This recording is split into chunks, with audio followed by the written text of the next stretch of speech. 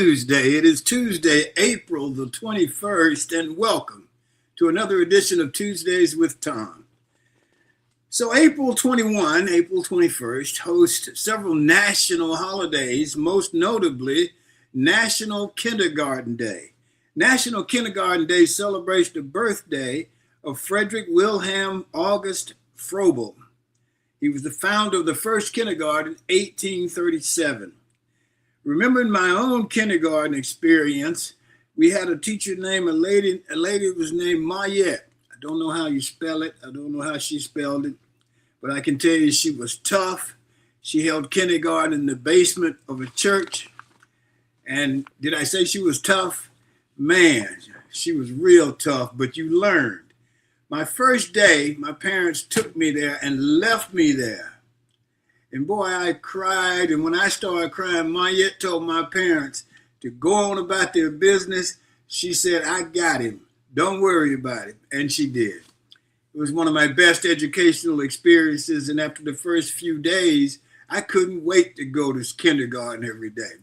So thank you, Mayette, for being forward and interested enough to teach rambunctious 3, 4, and 5-year-olds.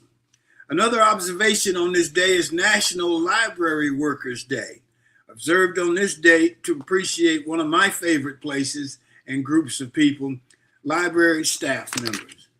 Our G-list guests today are Sterfon Demings and Steve and Kim Simmons. They are financial professionals who are here today on a mission to empower people to build financial confidence and long-term wealth. And we look forward to having that conversation. So our show today, of course, is brought to you by the consulting firm of Best Girl Inc. So let's catch up to Best Girl. Best Girl is a consulting firm that provides customized leadership, access and inclusion, public relations, communications, and organizational consulting services. Clients include Fortune 500 companies, utilities, higher education institutions, small businesses, and associations.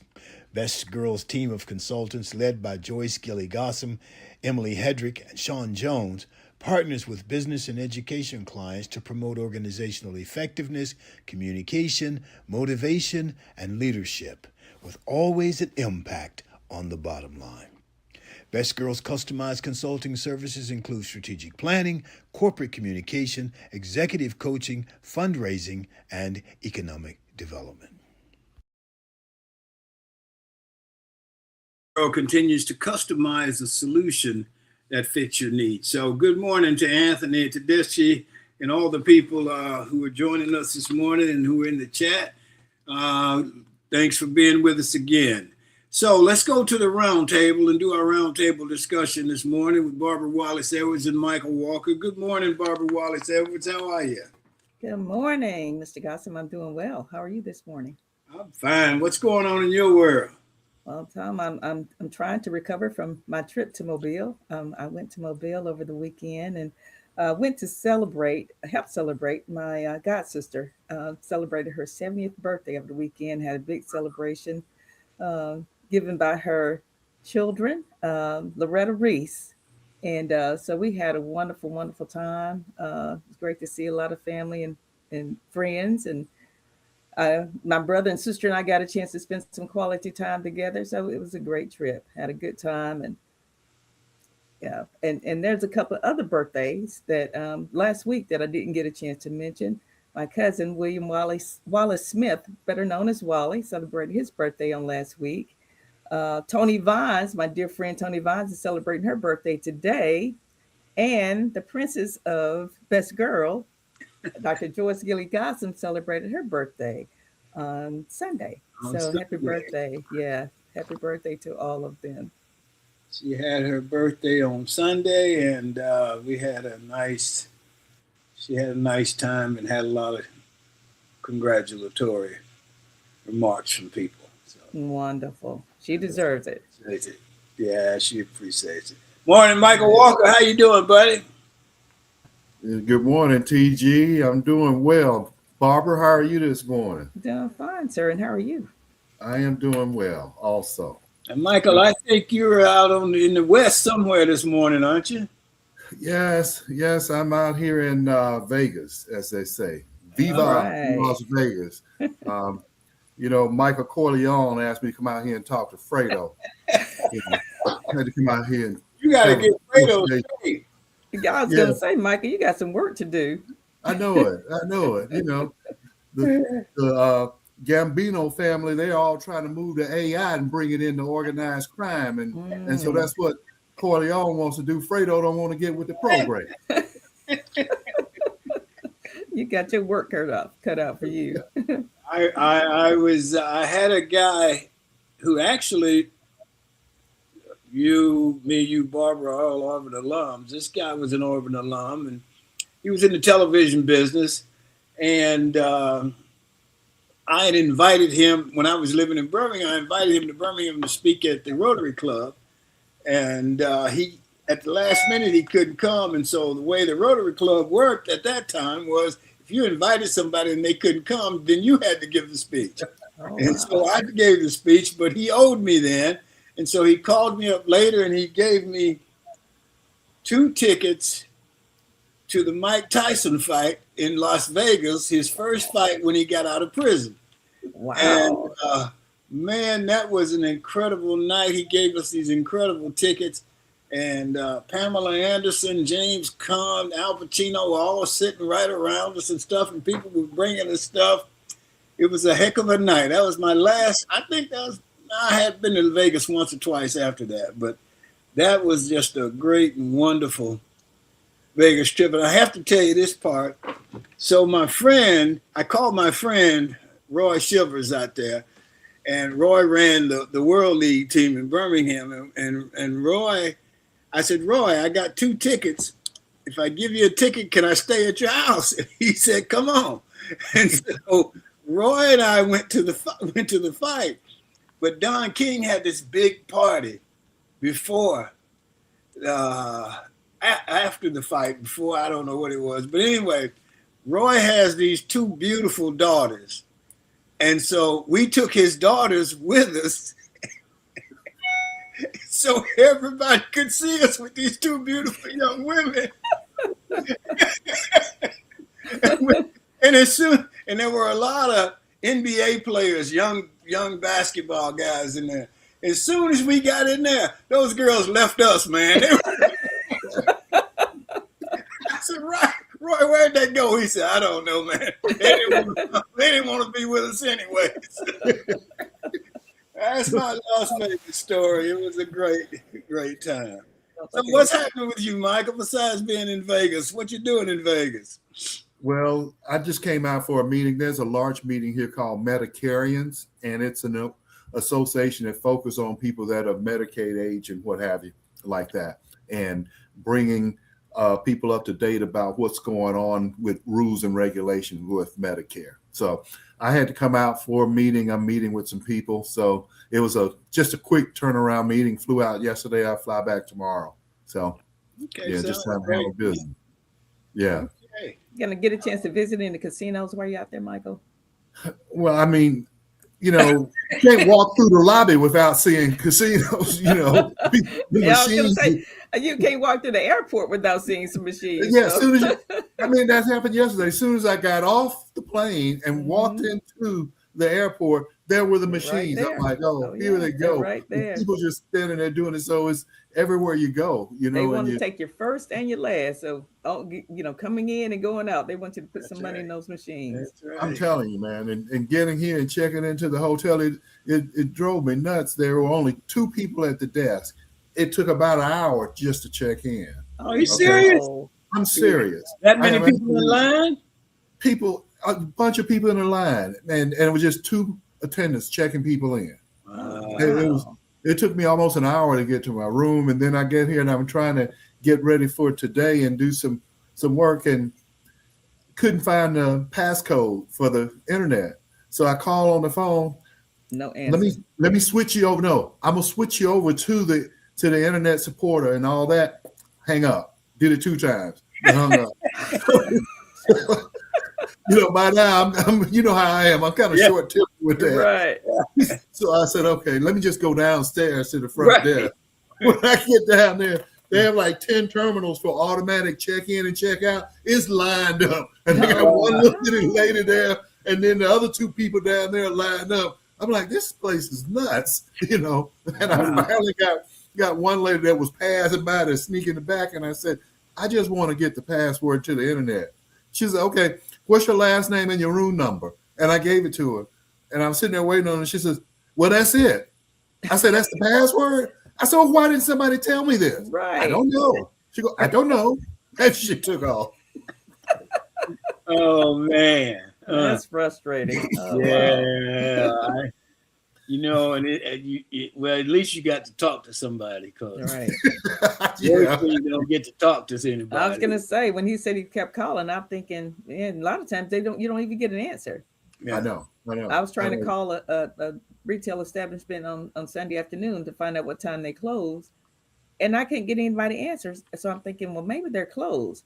My brother came in and I said, hey, what time does such and such close? He said, they don't close until 6 o'clock. I said, I've been calling since 3. Nobody's answering. So I just passed there. They're open. Like, that's crazy.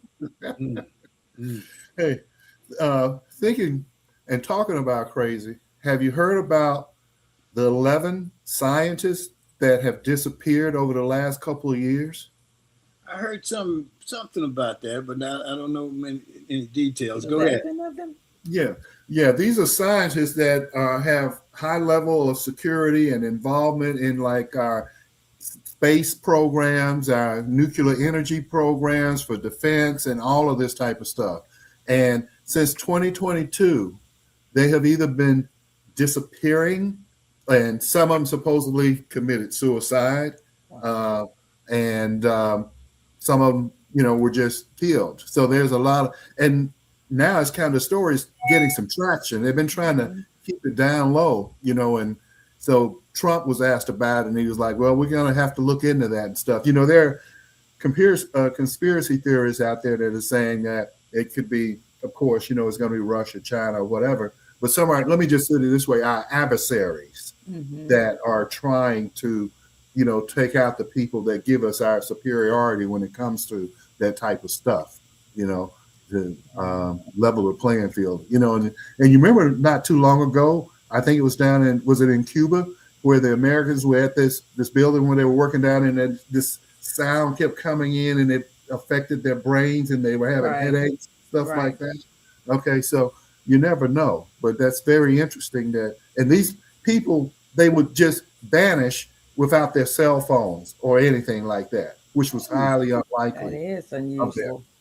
Yeah, that reminds me of a story, Michael. I think there's several like doctors and scientists who are like close to finding cures for certain diseases and illnesses, and the same type of thing. They're just sort of disappearing, and of course, people are thinking maybe some of these big pharma companies are getting rid of these folks because they stand to lose a lot of money as a result of finding a cure for something that they're making tons of money, millions and zillions of dollars off of right now. So. Yeah. You never know. Yeah. Wow, man. No. It is. Yeah. You'll hear more and more about it. It is kind of crazy. Speaking of making money, there's a guy in Atlanta. He has to show up for court. He played football at the University of Alabama. His name is Luther Davis. Yeah, I was just got to talk about that, Michael. Go ahead. Go ahead. Fill it in, Barbara. This former Alabama defensive lineman Luther Davis is facing federal charges for allegedly impersonating 3 NFL players who he fraudulently received loans using their names. They had no clue what was going on. I think these are his former teammates at Alabama. Well, some of them are, except for one of them is the quarterback of the Atlanta Falcons, Michael Penix. Wow. And you know how Michael Penix wear a do-rag all the time? Right. This dude, he put on a do-rag and stuff. Yes. And went into the bank. He got $20 million. Did he really? He used fake IDs, made up fake IDs and everything. And, this is, he took a lot of time to think through all of this. Yes. It's ridiculous. I mean, and something happened and they were calling Michael Penix about it and stuff. And he was like, I'm a victim. Yeah, right. Wow. You never Yeah. know, man. You just have to be, and when they say protect your passwords and all that, it's a pretty serious issue. Yeah, but this wasn't even passwords. He pretended to be these individuals. I mean, making He, up fake Right. IDs. he walked in And the then bank. walked Yeah, into the yeah. banks. Yes, walked Wow. into these banks and walked into meetings with these people, pretending to be these other individuals, and Right. secured all these loans and got all this money, and of course didn't pay any of it back. And now they're coming after the real people, and they're like, "Hey, I don't know what you're talking about." Yeah. Yeah, Huh. that's what I mean. That's why Michael Phoenix said he was a victim. It wasn't him. Yeah, This Amazing. dude puts a do rag on and his cap. It's right. hilarious. He And did this. he started this stuff like in May of 2023 and continued through October of 2024. So there was an extensive period of time that he was doing this and didn't get caught. He probably thought, okay, I'm scot free. I can keep on, and Yeah. it finally caught up with him. But you have to know that at some point it's going to catch up with you. And if you think that story is wild, check this one out. An Atlanta man is charged in $100 million from stealing money from the IRS in identity fraud. He and another guy, they had this type of scam going where they were able to go into CPAs databases and get tax ID numbers and see based on tax returns and how much money was being returned to these individuals. And then they would turn around and change the addresses and stuff and pretend to be these individuals. And they had done this over a period of time, and it has totaled to $100 million of fraudulent IRS tax returns. Now, one of them was from Nigeria. You knew that, right? Wow. Why you say that? Huh? Yeah, I didn't know, but thanks, Michael, for telling us. Wow. Well, it's true. It is. Oh, Lord. Oh, wow. You just think about this. These people are that smart that they can sit down and think of this stuff. Yeah. Just think what they could do if they were to channel that into a positive Exactly.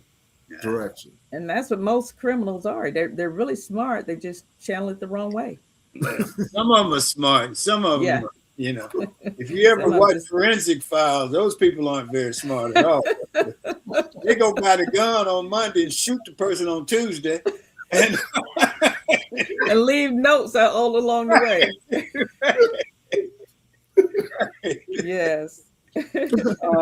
So, good morning, Robert Smith. It's good to have you with us. Michael Smith is on here this morning. Morning, And- Smitty. Yeah. Good morning, Mr. Crump, Antley, and happy birthday to Anthony Tedeschi. His wife says his birthday is tomorrow. So Anthony is Happy birthday, Anthony. Yeah, good morning. So who else? Barbara, you got anything else? I do. I've got some good news to share with you guys. Billionaire philanthropist Michael Bloomberg, via his organization, joined City Fund in committing $10 million each, totaling $20 million to Black public charter schools created through partnerships with historically Black colleges and universities. So the UNCF is going to serve as a key partner in this initiative. And so they're going to be supporting these public charter schools and build a pipeline between those schools and HBCUs. And that's a wonderful thing to read about. That is. Yeah. We had the Dixon School on, was that last week or week Last before? week. That was Well, last week. we bought tickets to one of the kids' shows next weekend. So we're going to go. Wonderful. They're having a play on the campus there, and so we're heading out to see it. So That's awesome. it should be good. Yeah, that was just a wonderful show having them on. Yes. Yes, They it were was great. great. Great That was guest. great. Yes. Tom, you were talking about the library. I remember that was almost like, as a kid going to the library, it was like you going into like another, like on an adventure because of the Yes. books in there and being able to go find a little cubby hole and just get immersed in learning, Yes. something that you're reading and stuff. Yeah. And you remember when you first got your library card, how Yeah, proud yeah. I do. I do. Yes. Excuse me. Yeah, I Yeah. remember the first time my mom took us, and I just wanted to get all the books, and she was like, "Okay, now you got to limit it to certain number. You can't take all of them home with you at one time." But I was so excited. Yeah, yeah, it was so cool to have that and enjoy that. And then you got a chance to go to the library by yourself. You look like you're doing research and stuff. We were talking about the community of Titusville in Birmingham. We lived in Titusville when I was little, and my mom took me to the library, Titusville Library, right there on Center Street. Yes. Now that was my first experience, and you're right, man. It was just like a whole new world had opened up. And boy, I could check out as many books as I wanted, and I could read them in a certain amount of time and take them back. And I love libraries. And library was kind of my salvation, one of my salvations when I was in college, and we were playing football. And that was my escape, was to go to the library. To get away from everybody. You may have been the exception, because I know some athletes at Auburn that didn't know where the library was located even after they graduated. So very true. That's why I went, because nobody was going to bother me there. Right. That's so funny, Tom. You talk about the library, one of your salvation, one of your escapes. It was for me too. But in this particular situation, it was of a different type of escape. I was in high school, and I was dating somebody that my grandmother didn't approve of. And so I was getting ready to go, and my grandfather called me over. He said, "Hey, come here, let me talk to you." He says, "Word has it, you're dating so-and-so and so, and your grandmother's not happy about it. So when you leave tonight and say you're going to the library, you need to go to the library, because after you leave to go to the library, we're going to get in the car and drive over there to the library and see if you're there." Okay. I said, okay. He said, "So you need to be there." So sure enough, I was probably about in the 10th grade, and I just got my first car, so I was like 15. So I'm going over to Auburn University Library to study. As fate would have it, there was a parking space right out front of the library. I parked my car right out in front, went upstairs, and talking about you can go upstairs to the library and go to the side where you can look out and see people coming in. I got a table right there, and I'm sitting there with a book. And sure enough, about 20 minutes after, I saw that car come cruising through there, and he stopped. He stopped so she could look at it, and I could see her looking around and looking up, but she couldn't see me looking right at her. And then when they left, I waited about another 15, 20 minutes just to make sure they didn't circle around again. Went down. And then you went to where you were going. Then I went really where wanted to I was going. Yeah, libraries are great, man. I've always been fond of them. And it opens up another world. It does. It does. It's so fun. I wonder about kids nowadays, because everything is on the computer. Do they even go to the library? Yeah. Yeah. Well, basically, the local library here in Hoover is packed with kids, especially during the school year. Is it? Yes. Good. I don't know if the teachers are forcing them to go to the library to do research or whatever, but yeah, it's always packed. Yeah. You remember when we thought it was high tech and they had microfiche? You remember they had stuff that was on the microfilm, and you go in and ask for a book. Well, we don't have that. You need to go to the microfilm and look at that. And you go right. That was pretty cool. That was one of my work study jobs at Auburn, was working in the library one year. Oh my gosh. Yeah.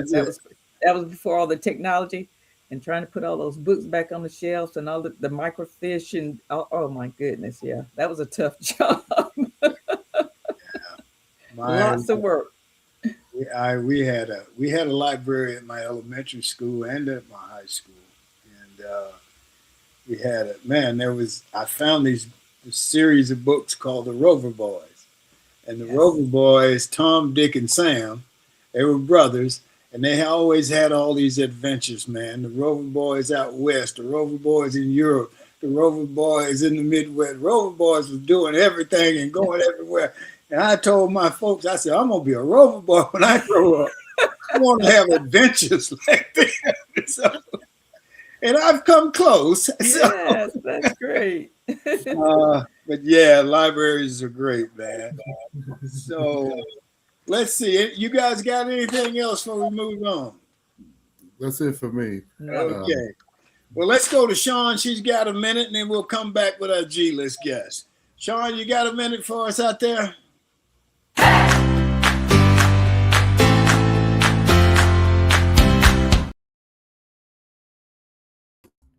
Good morning to everyone joining in with us. My name is Shantia Jones, and this has Got a Minute. It's Tuesday, so let's talk about something real. Let's talk about how here on Tuesdays with Tom, we acknowledge and celebrate a lot of birthdays. And birthdays aren't just about getting older, they're about being seen. It's one day where we pause and say, I'm glad you're here. Not for what someone does or for what they produce, just for who they are. And maybe that's the real invitation, to celebrate people while they're living and not just on a date that reminds us that they are. So today, reach out to someone you love, say the kind thing, give the flowers, literally or not, and let them feel like they matter right now. Because celebration shouldn't be rare, it should be a language that we speak often. So that's it. That's your minute. I want all y'all to go out and have a great day. And if you don't want to, then don't. And don't go ruin anybody else's, because we can do that for ourselves. Thank you all for joining in. My name is Shantia Jones, and this has Got a Minute.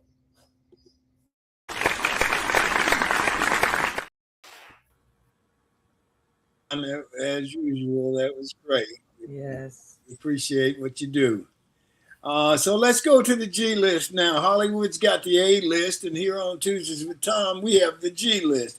Our G list guests today are financial professionals Steve and Kim Simmons and my good friend Sterfon Demings. They're on a mission to empower people to build confidence and long-term wealth. That means, what does that mean? Well, it means eliminating debt, building assets, and creating lasting financial security.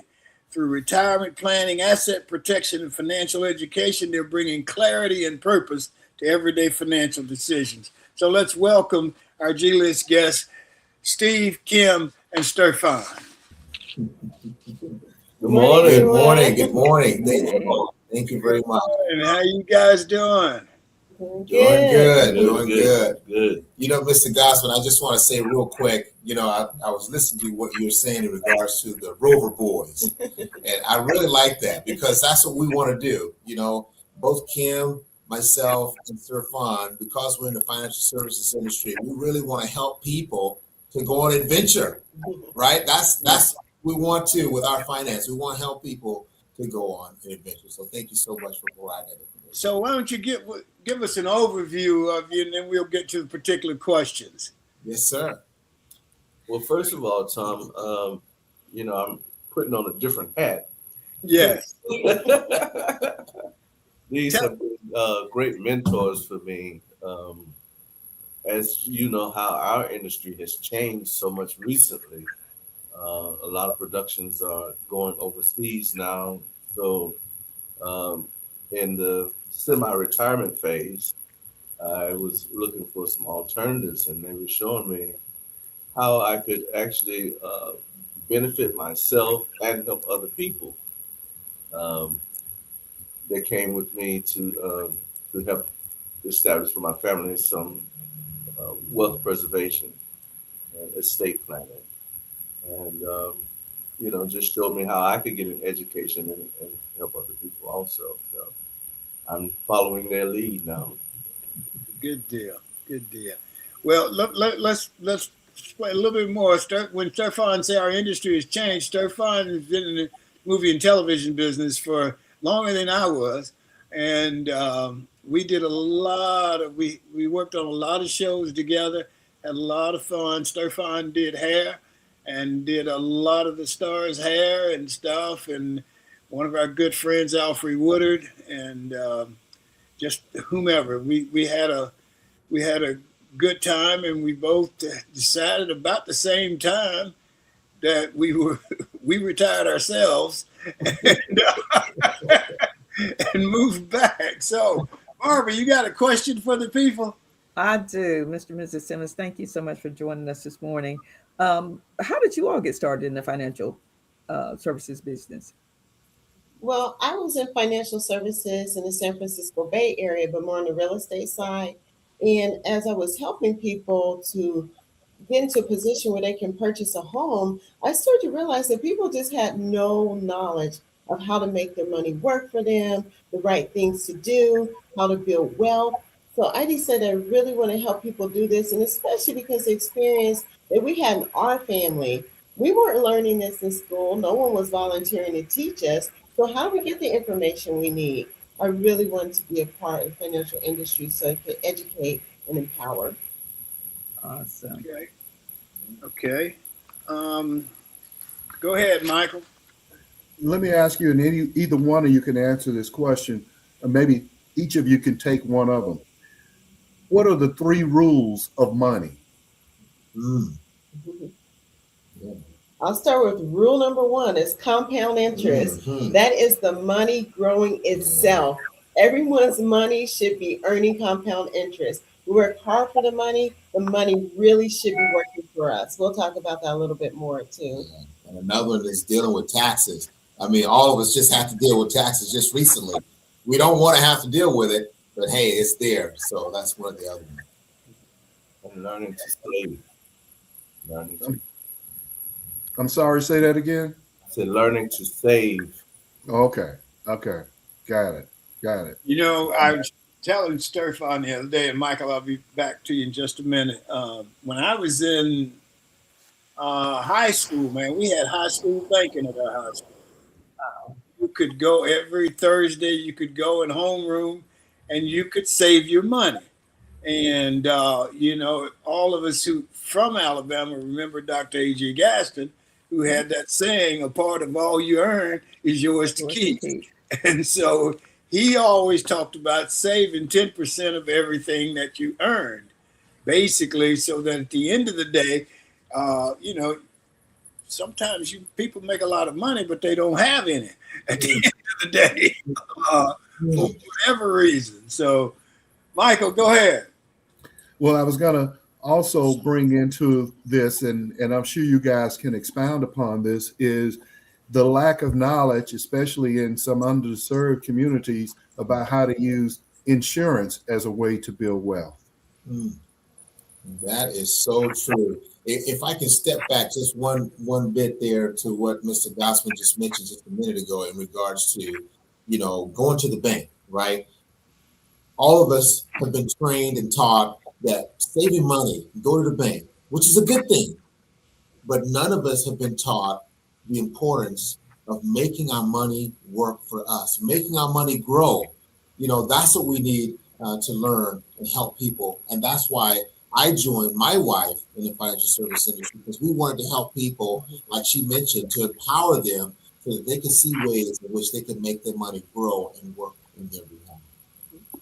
And Well, to the point you were speaking of, Michael, another thing that drew me to them is the financial literacy, because culturally,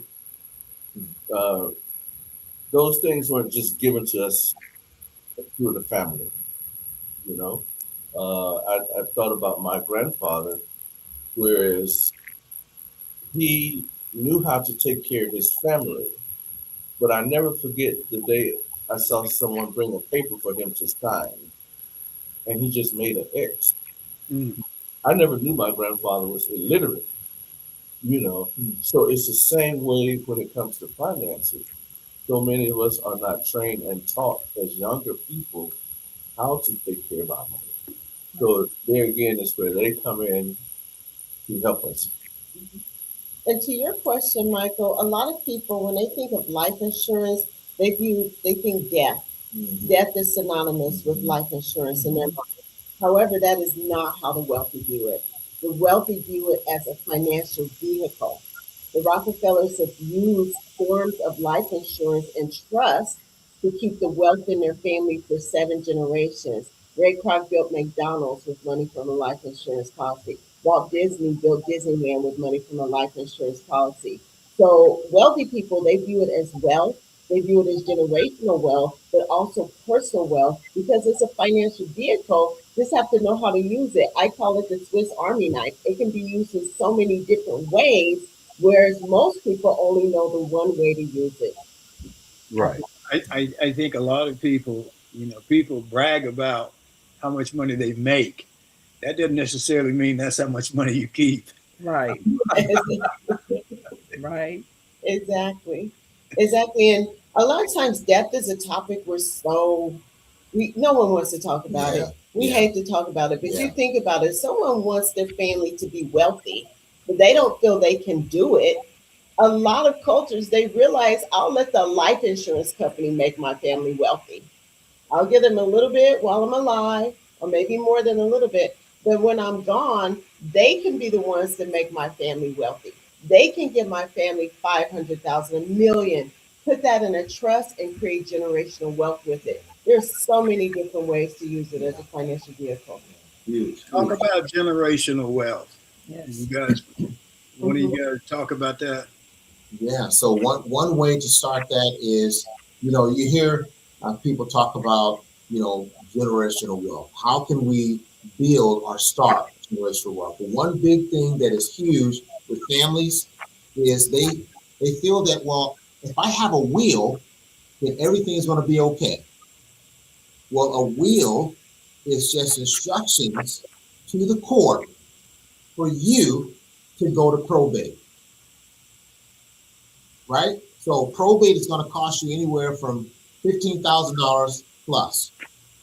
However, if you build a contract, which is through a trust, now you're starting to build generational wealth because now the trust, the family can put homes, they can put all other assets, insurance policies, you name it. Everything goes into trust, and now the trust acts as an attorney when you're no longer around. Mhm. And it creates that generational wealth because you're the one that decides how you want your assets passed down through the generation.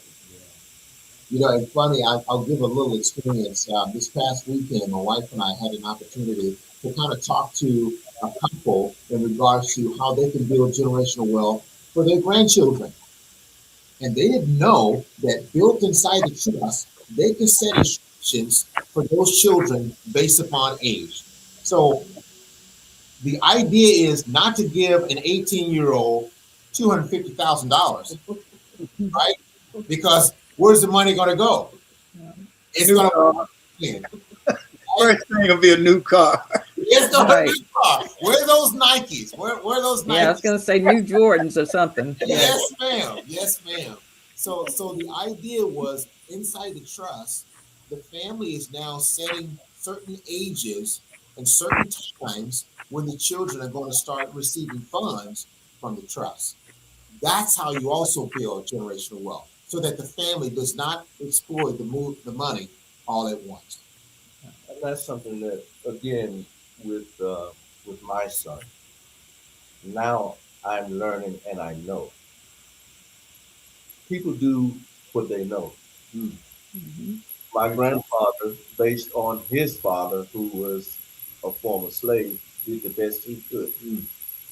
And so what my grandfather passed on to my father was all he had. So that, again, the knowledge is a valuable part of generational wealth. Huge. Well, speaking of life insurance and doing the trust and what have you, another tool that some business people can use is you've heard of key man insurance, where there's two partners in a business or something like that, or it could be an owner of the business and he have a person that is a key employee and he puts key man insurance on that person, and then if something for whatever happens, businesses change and that person leaves or something like that, that insurance policy will allow the owner to replace him and put the money there to go out and hire another individual. Or also, like some seniors are doing now, where they had term life policies. And now that they've gotten in advanced age, they don't necessarily need the term life policy. You can turn around and now sell them for a portion of the face value. of the term policy and then use that for long-term care. Some people are doing that, but it's so many different opportunities to take advantage of insurance to build wealth. So true, Michael. And so glad you mentioned the key man insurance. That's so important for business owners. Another thing really important for business owners when they have partners is the buy-sell agreements, because if one of them should pass, his portion will pass to his family. What will they do with it? Whatever they do with it could have the potential to affect the business negatively. So the buy-sell agreement allows the partners to buy out that partner's share, and then that goes to their family where they keep the business intact. Right. And almost works as a right of first refusal because of that buy-sell agreement in there. So, Right. yes, absolutely. I have a question about at what age should individuals start focusing on financial planning, and is it in high school, is it college, or is it once they have their first child? What would you suggest that people start looking at their financial planning for their families? I think that's a beautiful question. If I could start first, I think a person should start as soon as they have their first job, right? I remember my dad, that's what he taught us. My dad, my parents, they taught us, first of all, save money for you first, put money in the bank. And I remember my mom always had this one saying. She said, baby, if you have 20 cents in your wallet, you're never broke, right? So start saving now. It's important for them to start saving now. But at the same time, I'm going to retract to what I was saying earlier. It's important to help those young people now too to see how the money can work for them. Because not trying to knock any bank. I'm not trying to knock any bank. But when you go to the bank, they're only going to give you 0.25% on your savings account. Right. Or if it's a high yield, it's 0.5%. Right? Or if you get one of those high money market accounts, 1.25% comfortably. Right. So we want them to start learning, finding ways in which they can make their money grow for them. 3%, 5%, 8%. We want them to make their money work in their behalf. And with parents with their children, wealthy people, as soon as that child is born, then they start thinking of their financial future right away. And people think, oh, I'm not wealthy. We're not wealthy. We're just kind of trying to get by. That's fine. Even if it's small, small can grow big over time. So the minute that child is born, the parents should start thinking of their financial future. And part of that financial future is to save money for them to go to college one day. So you don't wait until they're 19 years old, right, and then try to figure out where the money's going to come from, and end up in a lot of debt, sending people to college. Yeah. You brought up start saving for their child. This is a little experiment I did when my wife was pregnant with my daughter. And when I first learned that she was pregnant, I had a big jar like this that had pennies and dimes and nickels in it. So what I decided to do then was every day that I come home from work, whatever amount of $1 bills I had in my pocket, I'd put in that jar. And I did that until the time that my daughter was born.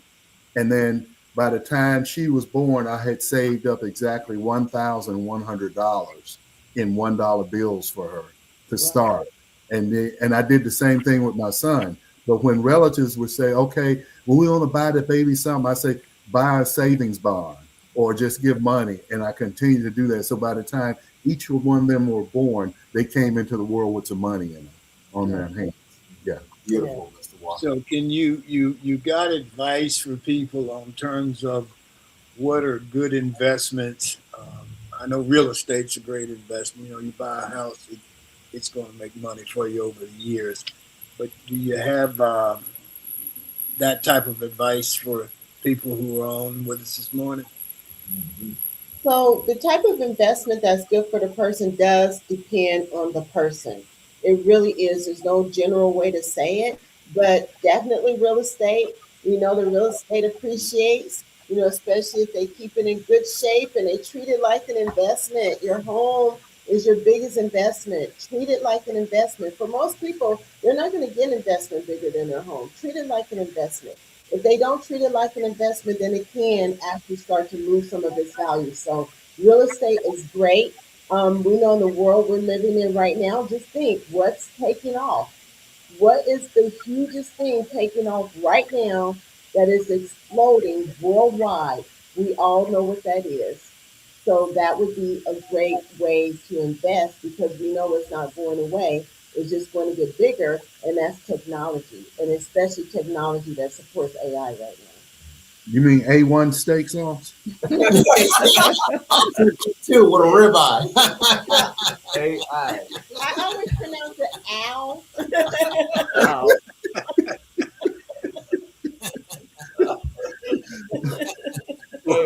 Wow. Well, just quickly, you saw where the guy, which one of them, Exeth or the other one or whatever, repeated the prayer that Sam Jackson said. Pulp Fiction. Yeah.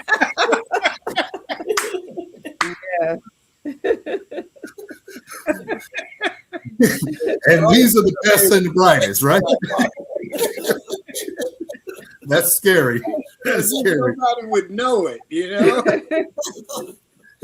But speaking about making your money work for you in investments, we all know that stocks is a great way to get that compound interest and grow and have your money work for you. What type of advice do you have for people that are looking to maybe invest in the marketplace and try to be a trader? How do you survive? How do you give them advice? Because I know that they have what's called the Magnificent Seven, which are like Google and Nevia and all these different companies. And the way it's constructed is guaranteed to make money. And they talk about how the stock market has performed over the years along with real estate. What advice do you have for anybody on that? So I am securities licensed, and due to regulations, I cannot really give investment advice. But personally, what I will say is from a personal experience, know what you're doing, understand, get help. Don't get your advice from social media. Don't just do what somebody in the family is doing and it seems like it's a great idea. Have to know what you're investing in, have to understand the risk as well as the reward, because high rewards come with high risk. There is no such thing as safe investing. There are good investments for sure, like there are bad investments. I'm just going to give a little personal story. My dad was an engineer for about 40 years. He worked for the power company. When he retired, he did get a substantial retirement. He took it as a lump sum against our advice, but that's what he wanted to do. He took it as a lump sum because my uncle had this wonderful investment that was returning him thousands of dollars a month. And it was. And my dad joined him, and he did start making thousands of dollars a month off of this investment. So it seemed like the best thing ever. And that did go on for some time. But guess what? They didn't fully understand it. They didn't know that the underlying investment behind that was venture capital. So once the venture capital was all gone, the business never turned a profit. So they lost everything. So truly understanding every aspect of what you're investing in and not just going based on what looks good on the surface, that's very important. And that's so personal to me. And Michael, where you are now, people come and try to make investments, but they don't always work out the best way, and that's not based on knowledge. That's just, it feels good. Right. So I'm gonna go down and invest a penny in the penny slot machine. Do your research. That's how right. do people get in touch with you guys if they want further information? Yeah, Mr. Gosman, one of the best ways that someone can get in contact with us is through a phone call, right? They can call us at 925-381-9291, or they can reach us via our website at sakfin.com. That's SAKFIN.com. Or they can give us another phone call or reach us here locally at our office at 4137 Carmichael Road, here in Montgomery, Alabama. Okay. Sounds good. And I understand you guys have an event coming up on Monday, Finance in a Flash 15-minute webinar. Talk Yes, about that. Give us the details on that. yes, ma'am. Yeah. Well, this is my opportunity to say, hi, I'm coming into the business. It's a quick webinar, but just to gain interest and some traction and hitting a few key points that people would want to know concerning their personal finances and how to grow them, how to protect them, how to put money in their pocket, how to find money. Yeah. Right. And how can people join this webinar? I think you guys have the information there, Here it is. Okay. and Yeah. And Sean can share that. Yeah, they can share that and they can register. And it's all free. Anyone to come. And, just like Sterfon just mentioned, one of the biggest things that we're going to do in this webinar is help people to find money in their pocket. I mean, who wouldn't want to be able to find money in your pocket, right? And so once we find that money, we want to show you how to use it. What best ways or channels that you can use it to help it grow in your behalf. So we're super excited about sharing that. Awesome. I have an issue. I'd like you if you could answer this for me. Help me to understand the value in crypto. I don't understand how people are making money on it, and when I say that, there's nothing behind it that supports it, in other words. So how's it going to become a digital asset for you? And it's not, we talked about real estate, we talked even about stocks, but now there's crypto. Can you explain that to me? Well, just from like a layman's terms, I would say crypto is digital money. So the world seems to be going digital right now. It's not regulated enough. There's not the infrastructure for it to become the main source of currency right now. But it's becoming, I just view it kind of like the electric car. Back in the 70s, it was a great concept, maybe a good investment, but it was definitely one that people had to sit and wait. They had to sit on it and wait for it to have its day. So just from a personal perspective, not from a financial advisor point of view, just from a personal perspective, we believe it will have its day eventually once the infrastructure and the regulation is there for it. Great. Anybody got anything else before we wind up? We want to thank you guys for being with us and for the information. There is, we've got the webinar information in the chat, so people who are interested figure out how to get to it and so on and so forth. Any final comments from you guys? just want to thank you so much for having us on. I will say this also, Tom, just like their mentors, I have considered you a mentor coming from, to see you come from the business world, go to the acting world, and back to the business world. It's just always been inspirational for me, and just thank you for the big brother aspect also. Yeah. I'll just say this about my time in Los Angeles, in the world of Hollywood. Thank God you were there, because I had somebody I could depend on and lean on, and you were always that. So, and we had a great time. Some of it we can't talk about, but we had a great time. And I also like to say to Michael, be careful and don't wear a do-rag anyway. Yeah, somebody's already done that. I'm not going to repeat that. I get caught right off the bat. Okay, well, Thank you all so much. Yeah, thank you for thank having you all us. so much. Thank thank you. you. Thanks for Thank being with us. All righty.